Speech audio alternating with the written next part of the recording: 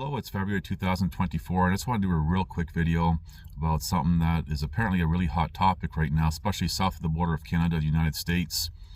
And it has to do with actually two so-called protests of rubber.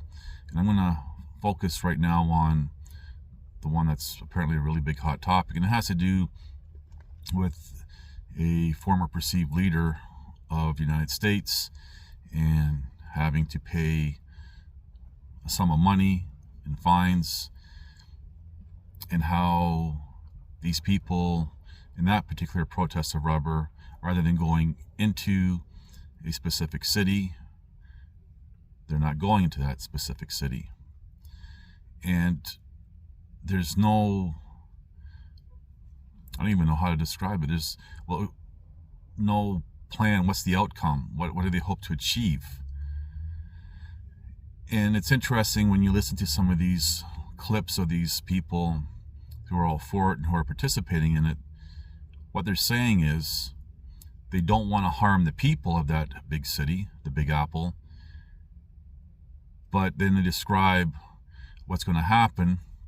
For example, 10% of the goods and services not coming in will hike the prices and people can't afford it. But they don't want to do that, but that's what they're doing, and that's going to be the outcome. And somehow people think that this is a good thing. It's mind-numbing. It absolutely is mind-numbing. Now, what I really want to focus on here, though, is how this one particular individual was stating a falsehood, how the protest of rubber in Canada was successful, which is not true at all.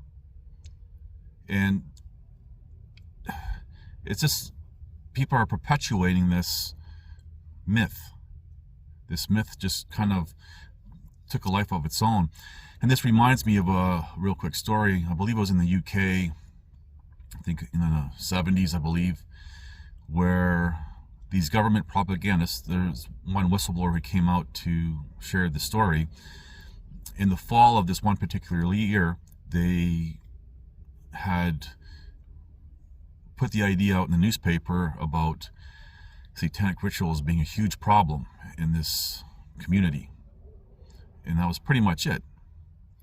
And over the months that followed, how the people who read that article started talking about it, and then more news about it, and the people just carried on with that lie, to the point where in the beginning of the following year, there was actually someone who was taken from life through this satanic ritual because it just went out of hand.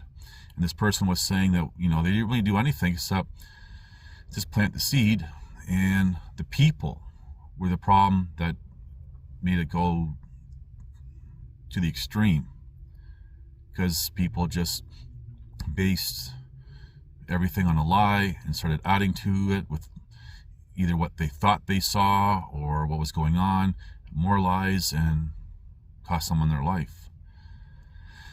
My point is, we see the same type of thing with this protest of rubber that occurred in Canada and the alleged success to it.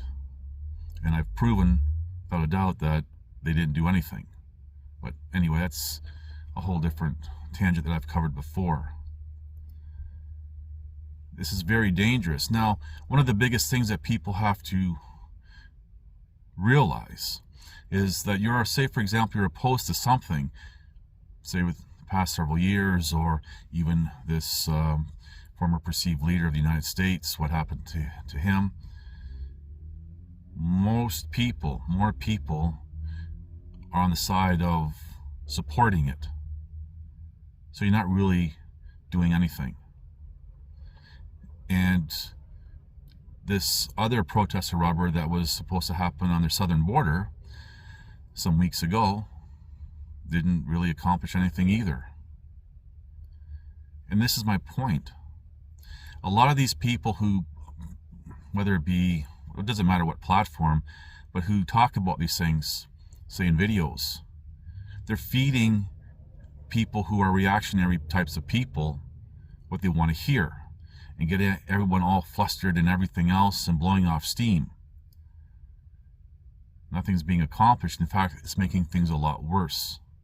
As we've seen the protests of rubber in Canada, as we've seen, say for example, in the southern border of the United States, and now this.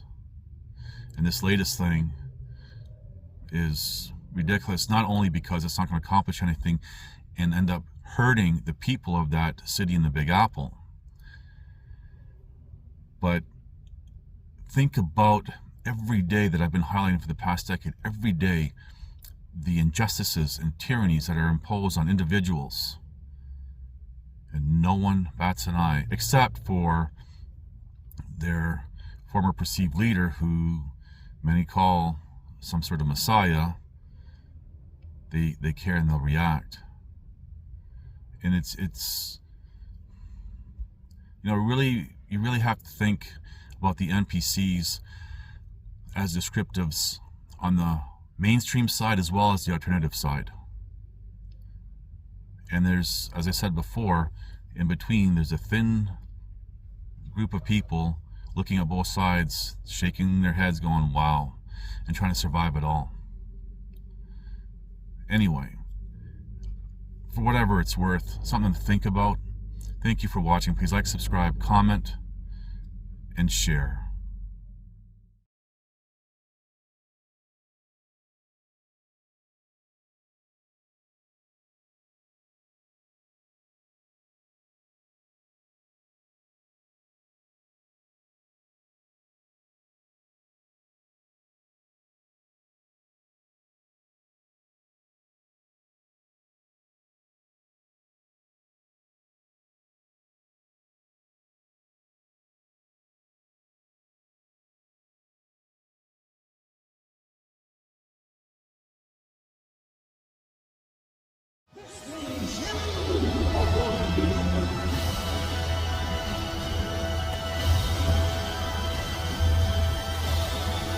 Listen to this and write it down if you can't remember it.